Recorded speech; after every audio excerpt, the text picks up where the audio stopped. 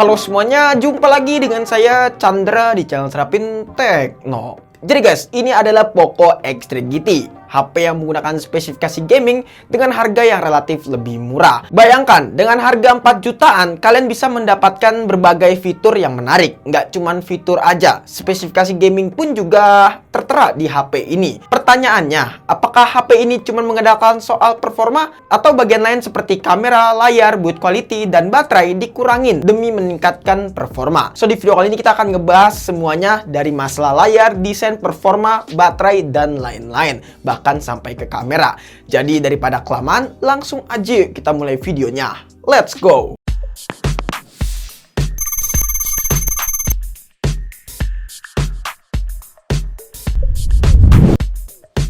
Yang pertama kita bahas dari masalah desainnya dulu aja. Yang paling basic, untuk desain dari HP ini buat harga 4 jutaan menurut saya sih udah biasa aja ya guys ya, dan nggak bagus-bagus banget. Tapi berbeda dengan HP ini. Biasanya kita mengenal desain HP dari Poco itu sangar ya, dan terlihat berbeda dari yang lain. Tapi lain cerita di HP ini. Untuk desainnya menurut saya keren ya, dan berbeda dari Poco yang biasanya. Apalagi warna yang saya pilih ini, yaitu Stargaze Black, yang terlihat sangat ganas sekali ya guys. Ditambah perpaduan pernak-pernik yang ada di bagian bawah membuat HP ini tambah makin keren. Tapi pas waktu dipegang full glossy ya guys untuk bagian belakang dari back cover HP ini. Nah, yang gak saya suka dari HP ini yaitu memiliki tekstur glossy. Jadi gampang banget ninggalin bekas sidik jari, dan otomatis kalian harus sering-sering banget nih bersihin bagian belakang dari HP ini biar terlihat kece terus. Bobotnya sendiri dari HP ini cukup berat, yaitu di kisaran 193 gram, dan saat dipegang memang agak sedikit kurang nyaman jika kalian orang yang biasa memegang HP ringan ya guys. Lalu untuk portnya cukup lengkap, ada lubang USB Type-C, lubang antena, lubang speaker yang posisinya di atas dan di bawah. Ya, artinya HP ini sudah memiliki teknologi stereo speaker, dan untuk hasil kualitasnya bisa kalian dengar sendiri aja.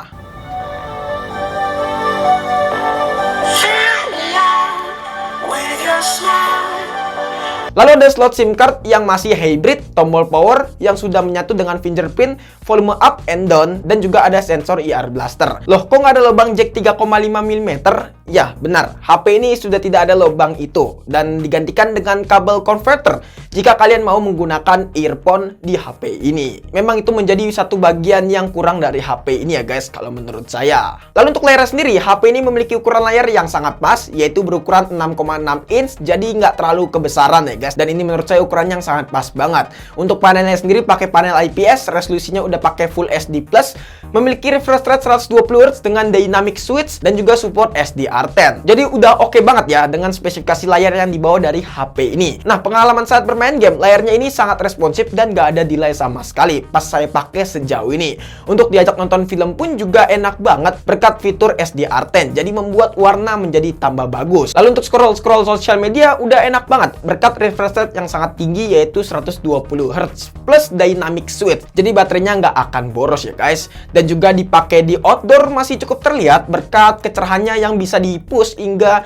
450 nits. Oh ya, satu lagi, perlindungan layarnya. HP ini udah pakai Corning Gorilla Glass seri Victus. Artinya sangat kuat banget ya guys. Bahkan seri Victus ini adalah Corning Gorilla Glass paling kuat untuk saat ini. Lalu untuk dapur pacunya, HP ini menggunakan SoC dari MediaTek, yaitu Dimensity 1100 5G dengan 6 nanometer. Yang dimana ini adalah chipset yang sangat powerful untuk saat ini di kelas chipset Dimensity. Walaupun masih ada lagi ya Dimensity 1200 5G.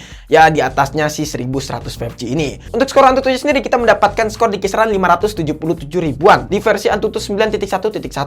Di aplikasi Geekbench 5 pun single core-nya kita mendapatkan di 744 dan multi core-nya mendapatkan di 2829.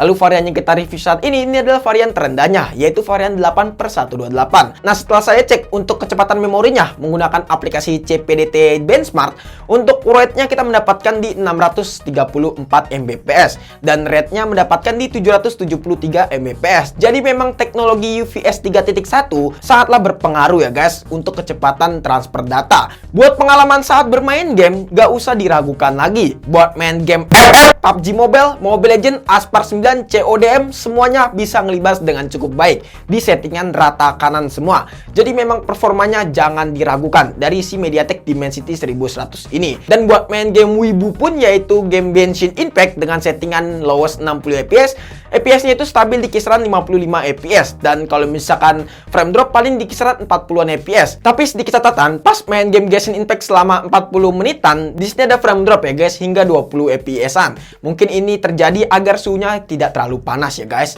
dan ini bisa dibilang throttling. Oh ya, ngomongin soal suhu, HP ini memang cukup panas ya guys buat main game Genshin Impact selama 1 jaman. Suhu tertingginya itu bisa nyentuh hingga 46 derajat Celcius. Jadi memang MediaTek masih menjadi langganan panas ya guys untuk saat ini. Walaupun performanya masih kencang, tapi suhunya masih tetap panas. Untuk baterai sendiri, HP ini memiliki kapasitas sebesar 5000 mAh, yang dimana dengan kapasitas segini udah cukup banget ya guys buat dipakai keseharian. Di sini buat main game PUBG Mobile selama 1 jam nonstop, baterainya itu berkurang sekitar 9%. Buat nonton film dengan brightness atur ke 60% dan resolusi Full HD Plus selama 2 jam nonstop, baterainya ini berkurang sekitaran 12%. Lalu buat penggunaan normal seperti browsing dan sosial mediaan, baterainya ini bisa bertahan hingga 8 jam nonstop. Jadi untuk masalah baterai kalian gak usah khawatir, HP ini udah kuat banget buat daya tahannya. Kalau misalnya kalian ngerasa boros, tenang aja, HP ini memiliki fitur yang sangat spesial, yaitu dukungan supercharging hingga 67 watt, yang dimana pengisian daya baterai dari 15% sampai 95% cuma memakan waktu sekitaran 56 menit aja. Wow, kenceng banget kan guys? Gimana tuh kalau misalkan buat main game sambil ngecas? Pasti auto anti burik ya guys. Lalu dari sektor kamera, HP ini memiliki konfigurasi triple kamera dengan kamera utamanya beresolusi 64 megapiksel, 8 megapiksel untuk lensa ultrawide dan 2 megapiksel untuk lensa depth sensor. Untuk hasil fotonya sendiri menurut saya udah cukup bagus ya guys, karena HP segini buat kualitas foto kita nggak bisa berharap lebih, apalagi SoC yang diberikannya adalah MediaTek. Jadi ya udah, kita bisa menerima apa adanya aja. Tapi menurut saya dengan harga 4 jutaan dengan spesifikasi gaming, buat masalah kamera udah cukup bagus ya guys. Kontrasnya dapet, warnanya oke, dan detailnya juga cukup dapet.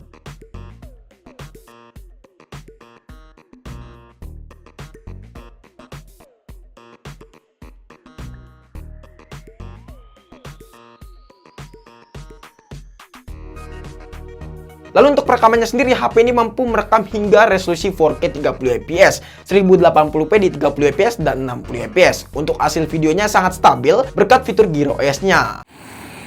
Oke guys, jadi ini adalah hasil perekaman dari Poco X3 GT di resolusi 1080p di 30 fps dengan mengaktifkan fitur SDR. Oke, jadi untuk hasilnya seperti ini ya guys. Nah, sementara itu di resolusi 4K ini nggak bisa mengaktifkan fitur SDR ya guys. Jadi cuman bisa mengaktifkan fitur 4K-nya di 30 fps sama fitur image stabilization-nya. Dan untuk hasilnya kalian bisa lihat sendiri aja ya guys. Nah, di sini ada fitur yang saya sangat suka, yaitu fitur vlog mode, yang dimana kita bisa membuat video ala-ala profesional videographer. Lalu untuk kamera selfie-nya sendiri beresolusi 16 megapiksel, dan untuk hasilnya seperti biasa, di sini terlihat banyak efek dan tidak natural kalau menurut saya. Hasil muka saya jadi terlihat glowing banget ya guys. Kesimpulannya, dengan harga 4 jutaan, Poco berhasil membuat pasar kebakaran. Bagaimana tidak, yang diberikan oleh Poco X3 GT ini di atas rata-rata.